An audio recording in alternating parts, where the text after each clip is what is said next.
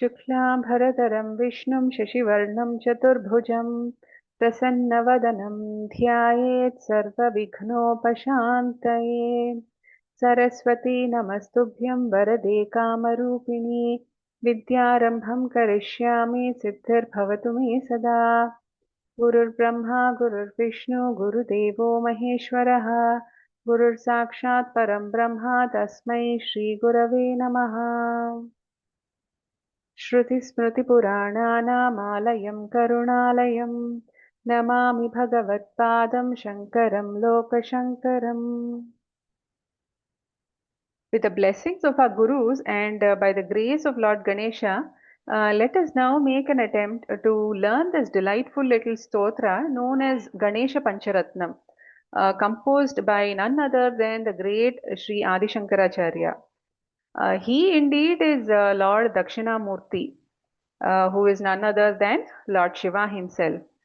He has authored wonderful commentaries on profound Vedantic texts such as the Brahma Sutras, the Upanishads, and the Bhagavad Gita. But at the same time, he has also composed lovely stotras saturated with bhakti. So, this is the kind of bhakti that melts the heart of the person. Interestingly, bhakti and Vedanta Jnana are the two sides of the same coin. There is absolutely no difference between the two. The goal is abidance in unconditional bliss, and this is accomplished through bhakti, which again is nothing but pure bliss. This wonderful stotra is saturated with such sweet bliss, and this aspect is evident from the very first shloka itself. So now let us proceed to the first shloka. Mudakaratta Modakam SadaVimuktiSadhakam Kaladhara Vatamsakam Vilasi Lokarakshakam Anayakaikanayakam Vinashitebha Daityakam Natashubhashu Nashakam Namamitam Vinayakam.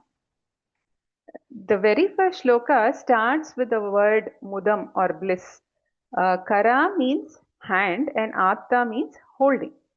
So Mudakaratta means with great joy, Lord Ganesha is holding something in his hand. And what is he holding? He is holding a Modakam. Modakam is just not a Naivedya that is offered to Lord Ganesha. Modakam or Modam is nothing but pure joy. The round shape of the Modakam indicates Purnatva, which is the absence of any form of deficit. So this is unadulterated joy that is that is not subject to depletion. We see just that the first few words of this shloka, there is so much profundity embedded in these words. So Ganesha is the embodiment of that pure bliss. If we look at the abodes of the different manifestations of the divine, Vaikuntha is said to be the abode of Lord Vishnu, Kailasha is said to be the abode of Lord Shiva, and Manidvipa is said to be the abode of our Divine Mother. Interestingly, the abode of Lord Ganesha is known as Swananda Loka. So, the name itself indicates something very profound. Swananda is Swa Ananda, which means the bliss of oneself. This is the highest of all attainments, and this is nothing but Satchitananda Sukham. So Vedanta exclusively deals with this Satchitananda Vastu. So what is Satchitananda? So in our scriptures, God is defined as Satchitananda. Sat refers to existence.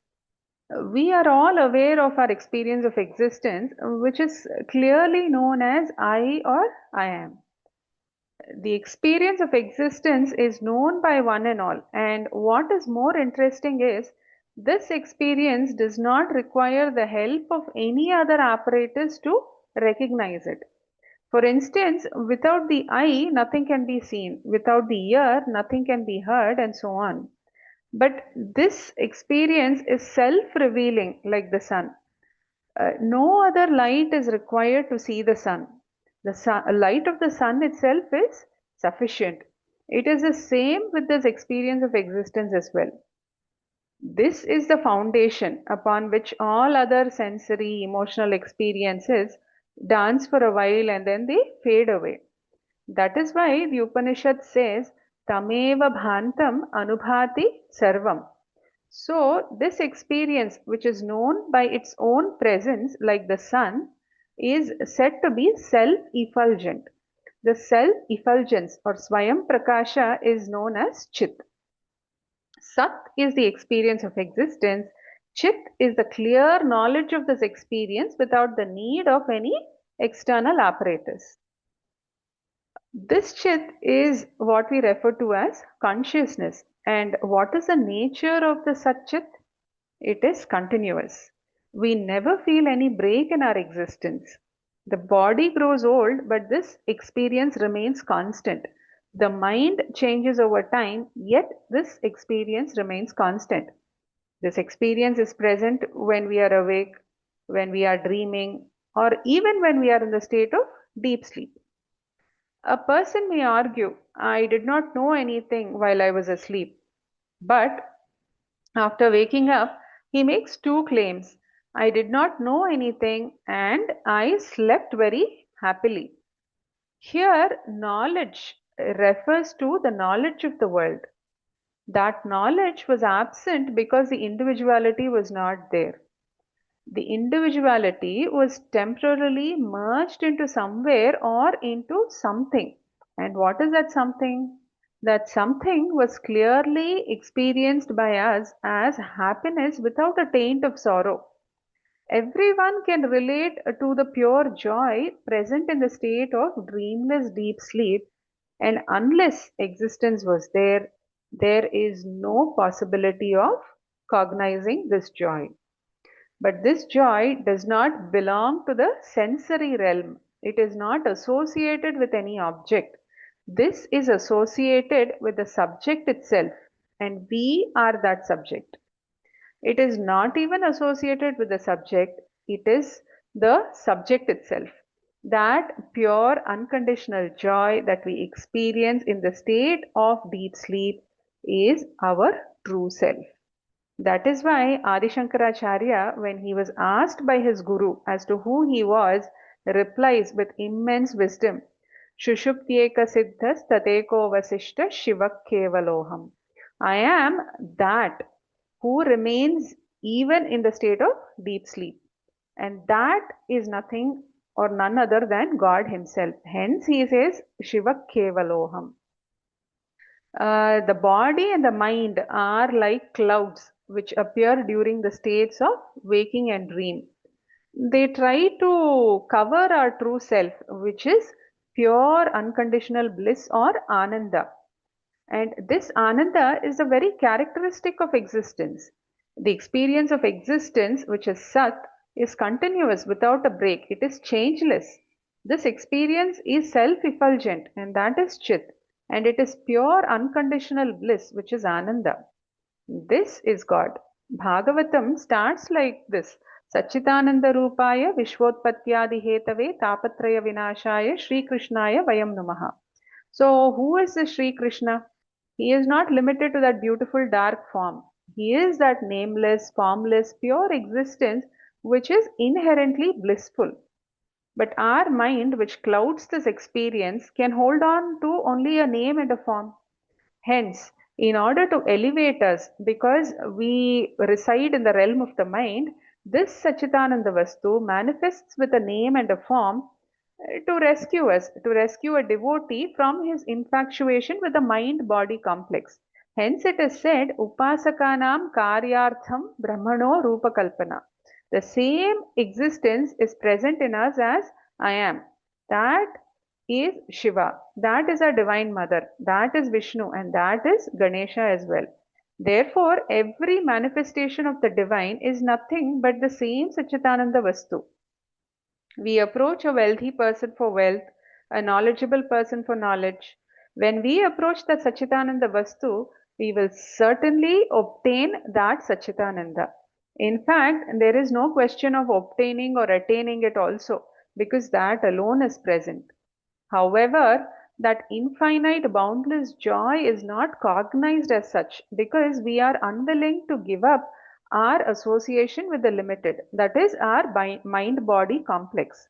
Hence, Lord Ganesha, who is none other than that Sachitananda Vastu, who lives in Swananda Loka, meaning he is always rooted in that eternal joy, he will enable us to abide in that unconditional bliss, or he will enable us to discover that unconditional bliss which is present within ourselves.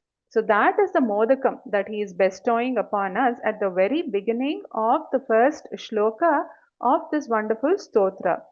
We can clearly see how profound Vedanta appears as pure bhakti without any conflict whatsoever. So, eternal abidance in joy is true liberation or vimukti. He is the infallible means or sadhakam to the goal, which again is himself. So, he is the means and he is the goal as well. Hence, he is SadaVimuktiSadhakam. Sada indicates that he will surely enable us to attain that blessed state. He will never fail us. If we hold on to him, we are assured of permanent release. This aspect is also indicated by the moon on his head. This is no ordinary moon. It is known as Sadakala or Dhruvakala. Generally, the moon is characterized by several different lunar phases. But this is not the moon that we see in the sky. This is the sacred moon present in the Sahasrara. This moon, which is crescent shaped, exudes immortality, which is otherwise known as Amrita or Sudha. Such exalted moon, which is Kaladhara, adorns his head. Head is Avatamsakam. And he is also the protector of the cosmos. Therefore, he is Loka Rakshakam.